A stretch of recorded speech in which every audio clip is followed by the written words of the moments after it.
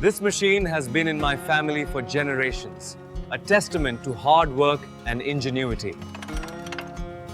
You want more rice with that? You want more rice with that? It's no problem. Yeah, we need to check the perimeter for any signs of intrusion. Agreed. Safety first.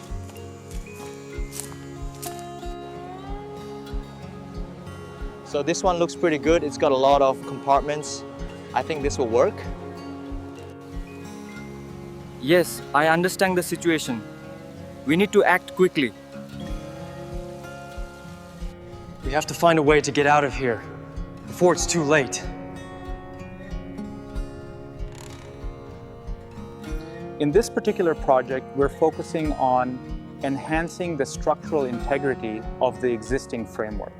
These leaves are perfect for the tea I'm making, and they have such a wonderful aroma when they're fresh. We need to consider all the angles before we make a decision. This is important. I think we should explore the cave tomorrow. Sounds like a plan. I agree, but we need to be careful. I was thinking we could try that new cafe downtown. Oh, the one with the artisanal coffee? I've heard good things. I told them we wouldn't be able to deliver on time. And what did they say?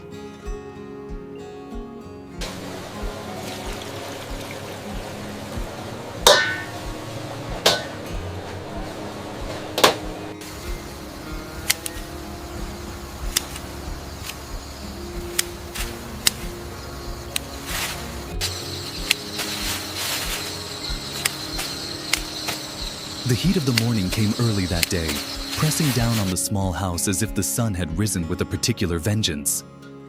Tieu Ca wiped the sweat from her forehead as she bent over her daughter, fastening the straps of the oversized school bag. The bag always looked too heavy, a burden almost comical on the girl's small back.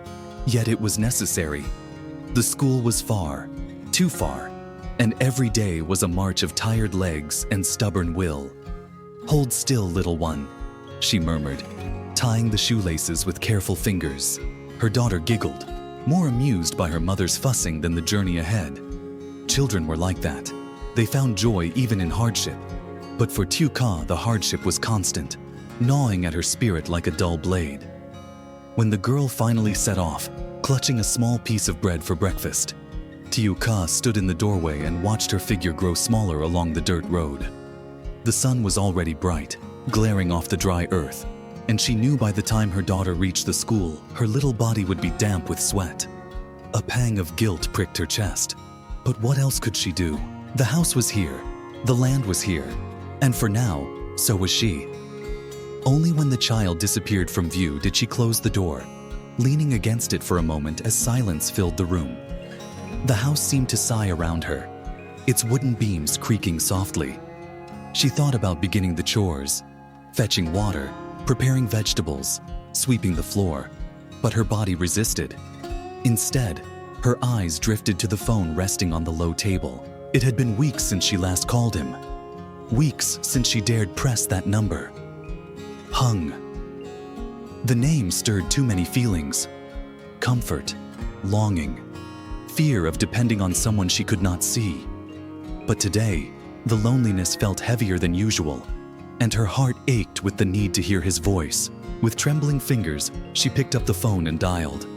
The ringing stretched on, filling the silence, until at last a voice broke through.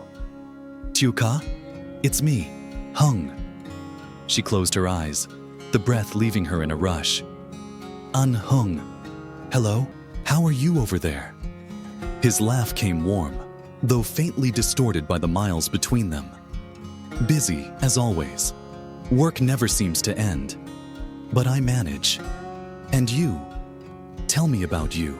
How are things at home?" The question cracked something inside her. Words spilled out before she could measure them, the dam breaking under his gentle tone. She spoke of mornings that began before dawn, of rushing to prepare her daughter for school, of walking the long road alone. She told him how her legs often burned with fatigue, how sometimes she barely had the strength to cook rice when she returned. And then she confessed her dream, the one she rarely said aloud, to sell her small piece of land and move closer to the school, closer to the town, closer to a life that did not feel so endlessly far from everything. There was silence on the line for a moment, and she feared she had said too much. But when Hung spoke, his voice was firm, steady, and kind. "If that's what you want, I'll help you," he said. "I can ask around, find a place, maybe even arrange the paperwork. You shouldn't have to shoulder this alone." Her throat tightened. She pressed her hand against her chest, trying to still the trembling inside her. "I don't want to trouble you.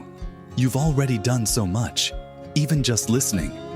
"It's not trouble," Hung replied sharply, almost scolding her. "It's what I can do. You've carried enough alone, Ca. Let me share it." She bit her lip, fighting tears.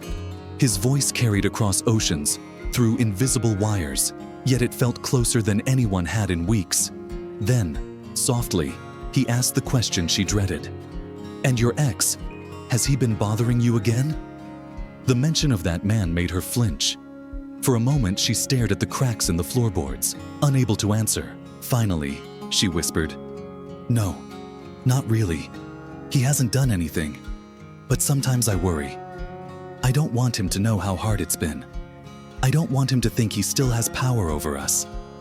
Hung's reply was immediate, his tone protective. "If he causes you problems, you tell me at once. I don't care how far away I am. I'll find a way. You hear me? You and your daughter deserve peace." Something inside her steadied at his words. She let out a breath she hadn't realized she was holding. For a few minutes more, they spoke of lighter things, the weather in his country, the progress of his company, small memories they both clung to from the past. She found herself laughing once or twice, though the laughter came out rusty, unused. Eventually, the call had to end. They exchanged soft goodbyes, and when the line clicked dead, the silence that filled the room was heavier than before. She set the phone down carefully, her fingers lingering on the plastic as though it still held his warmth. Her eyes burned, but she refused to cry. Instead, she stood, tying back her hair with determined hands.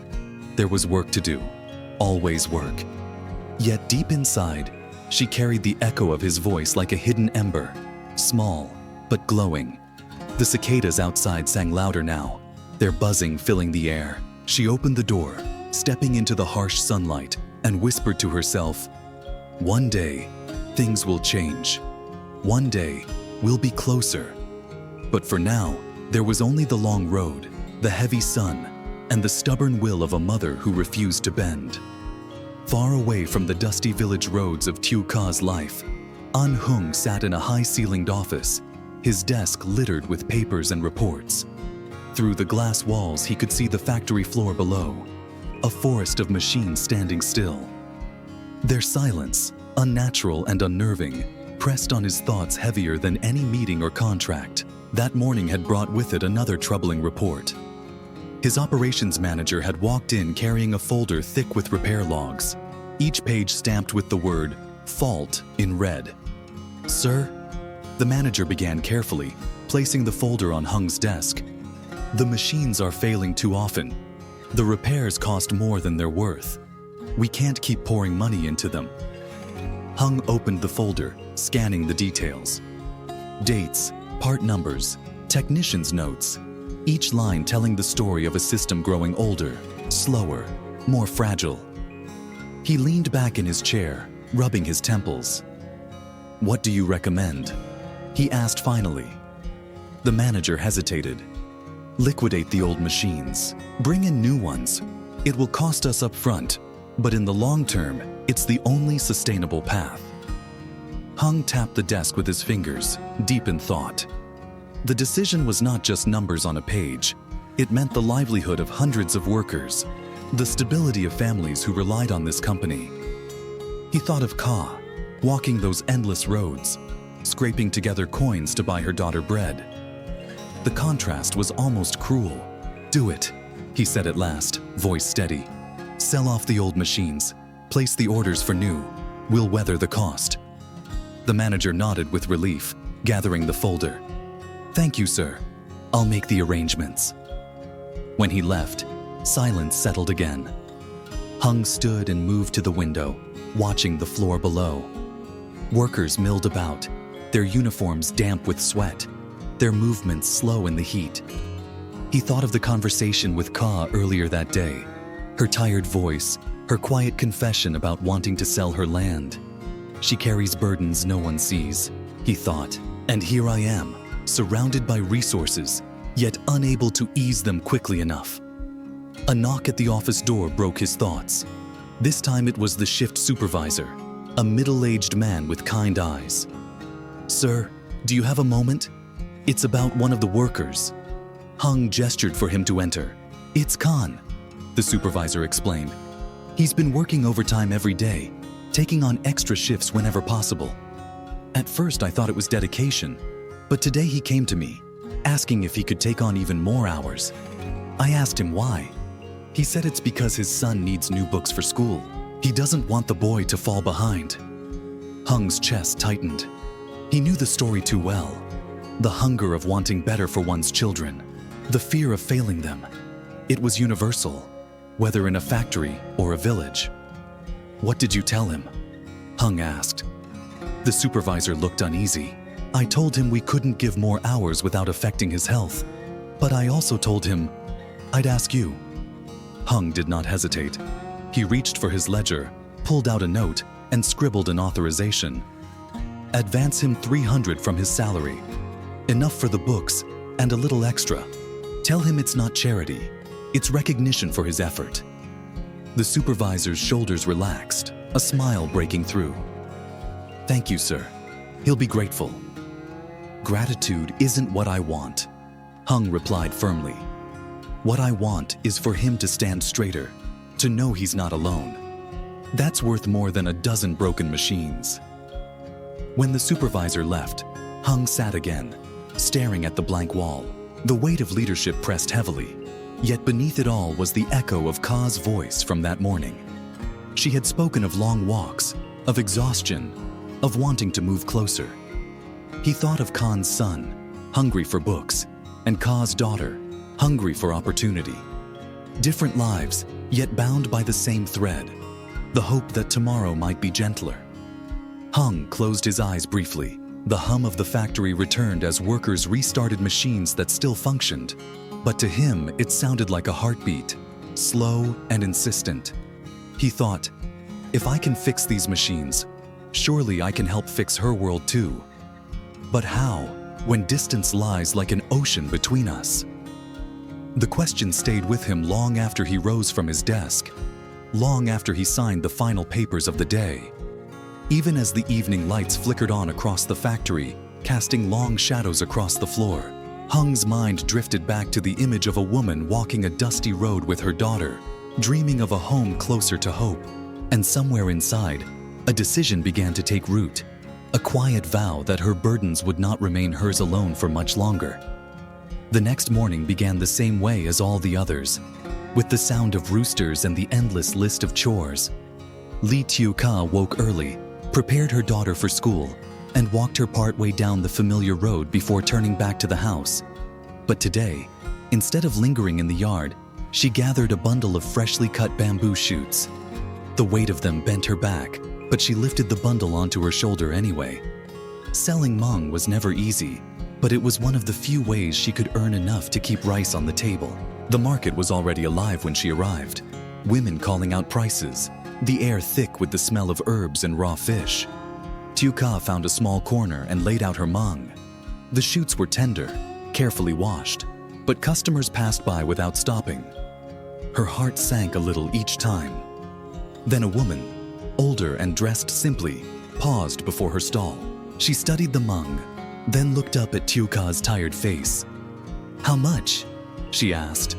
"Not much," Tieu Ca replied quickly, naming a price lower than fair. The woman frowned. "Too cheap. You'll starve selling like that." She chose several bundles, paid more than Tieu Ca asked, and pressed the change into her hands. Before Tieu Ca could protest, the woman smiled. "Buy rice with this. You need it more than I do. Tieu Ca's throat tightened with gratitude. When the woman later followed her home, curious about her situation, she did not hide the truth. The woman saw the small, worn house, the bare shelves, the child's shoes lined neatly by the door. She shook her head softly, murmuring, "You've carried too much alone." For a moment, hope flickered in Tieu Ca's chest, that there were still strangers kind enough to ease her burden. But that hope faltered the following week when a figure from her past appeared. Her ex-husband. He stood at her gate one evening, the setting sun casting long shadows over his face. "I've been thinking," he began, his tone unusually soft. "I want to help. I can provide for our daughter. Money, clothes, whatever she needs." Tieu Ca stiffened. "We don't need your money. My life is stable now. Our daughter is happy. Don't confuse her with promises you won't keep." He looked pained, but pressed on. "At least let me see her. She is my child too." Her resolve wavered only slightly. Finally, she nodded once. "You may visit, but understand this. Her life is mine to protect. Don't come here pretending you can fix what you broke." The encounter left her shaken. That night she sat by the lamp, staring at the peeling walls of her home, thinking of Hung's words over the phone, of selling the land. The decision weighed heavier than ever. Not long after, two men from a company came to her door. They spoke politely, their clothes neat, their smiles practiced. They asked about her land, about whether she might be willing to sell. "We can offer 50 million, one said, his voice smooth. "And we'll help you find a new place closer to town. It will be better for your daughter." 50 million. The number echoed in her ears. Enough to move, to buy a small home nearer the school, to end the daily journey that wore her down. She hesitated, glancing at the walls around her, the cracked floor, the memory of her daughter's small figure walking down the road. Finally, she nodded. "Yes, I'll sell." They took her information, promised to return with papers. When they left, she sat for a long time in silence, torn between relief and fear. She had taken the first step toward change, but at what cost? Meanwhile, elsewhere in the city, Jack sat with his mother. His voice was tight with anger. "The chairman is abroad. I can't bear it anymore, Mother. I can't stay silent." His mother's tone was calm, firm. "Patience, Jack. The police are watching. Do not act rashly. If you confront him now, you'll lose more than you gain." Jack clenched his fists. I want to make amends, to face my past, to apologize to my ex-wife. I want her forgiveness, even if nothing else." His mother reached across the table, resting her hand on his. "One step at a time. Don't let anger guide you." Back in the village, Tieu Ca tried to steady herself. She carried her Hmong to the market again, pretending the future did not terrify her. But one afternoon, as she bargained with a customer, she felt a familiar presence. Turning, she found her ex-husband standing there once more, eyes pleading. "I want to come back," he said, voice cracking.